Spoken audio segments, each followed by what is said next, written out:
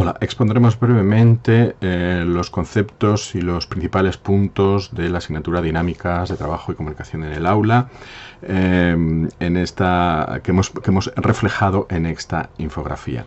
En primer lugar, tenemos que hablar del objetivo final de las acciones pedagógicas del profesor en el aula, que es la autonomía del alumno, el aprendizaje de convertirse en un agente social, un hablante intercultural y un aprendiente autónomo, como dice el marco de referencia europeo, el plan curricular del Instituto Cervantes.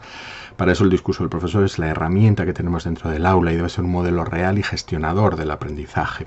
Debe encontrar ese equilibrio entre el modelo, el ser un discurso modelo, pero que sea real, sea creíble y además gestione el aprendizaje. Para eso tiene que ser el discurso del profesor el que regule la interacción en el aula, pero en la interacción, que veremos cuáles son las diferencias con la expresión oral en el aula, hay una serie de problemas, como es la simetría en las intervenciones que se producen en el aula, sobre todo entre el profesor y los alumnos, cuestiones contextuales, cuestiones lingüísticas o cuestiones individuales, ¿no? Por ejemplo, en las cuestiones individuales, el muro afectivo, la personalidad de cada alumno, la timidez, etc.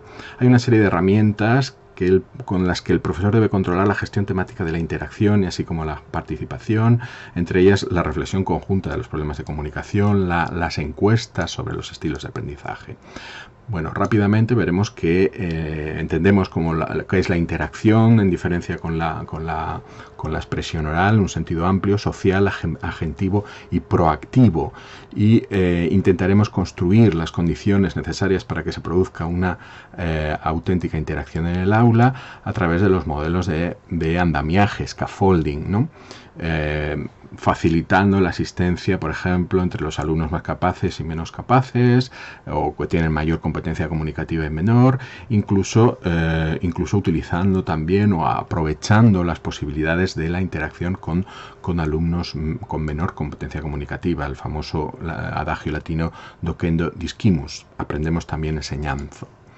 En el andamiaje de la interacción tenemos varios tipos de andamiaje, por ejemplo el verbal, el procedimental o instructivo, y dentro de estos andamiajes podemos preparar una serie de actividades posibilitadoras y para facilitar este aprendizaje y para facilitar la interacción.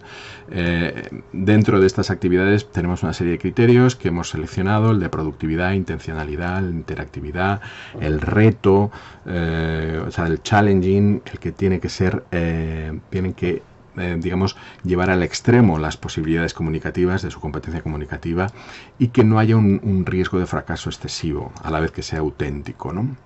Y viendo cómo se produce este ecosistema, este pequeño ecosistema de la interacción, hemos utilizado el mismo esquema de Burns para ver cómo se producen estas relaciones entre el profesor, los alumnos, la clase, el contexto físico, pero lo que más nos interesa es que el docente debe intentar propiciar oportunidades de interacción simétricas en el aula y también procurar un feedback o realimentación en la interacción, que puede ser feedback positivo o feedback correctivo.